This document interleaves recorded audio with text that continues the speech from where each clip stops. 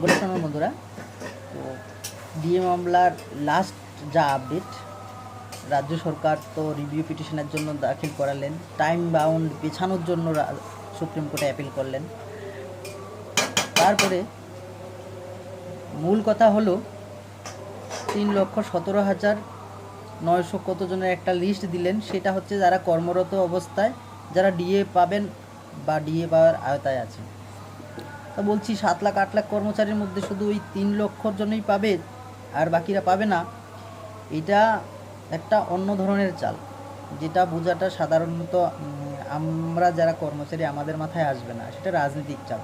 কী ধরনের রাজনৈতিক চাল? এইবার যারা পেনশনের আওতায় পড়বে আর যারা পড়বে না ওদের মাঝখানে মারামারি হবে। ঠিক আছে, মারামারি করে আন্দোলনটা কমে যাবে, আন্দোলনের যেই একটা তীব্রতা আছে সেটা কমে যাবে।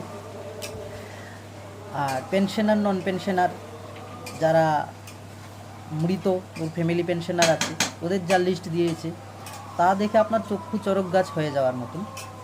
যাই হোক, দেখা যাক সুপ্রিম কোর্টের এই যে রিভিউ পিটিশন আর ডেটটা পিছিয়ে ডিসেম্বর মাসে করার যে আবেদন, তার পরিপ্রেক্ষিতে আর অবমাননার যে কেস ফাইল করা হয়েছে রাজ্য সরকারি কর্মচারীর যে ইউনিটি ফোরাম থেকে বা সংগ্রামী যৌথ মঞ্চ থেকে, তার প্রতিক্রিয়া সুপ্রিম কোর্ট কী ধরনের অ্যাকশন নেন বা কী ধরনের বিচার ব্যবস্থার কার্যক্রম দেখা যায় এতে, তার জন্য আমরা বসে আছি, ওয়েট করছি কবে ডেটটা আসে।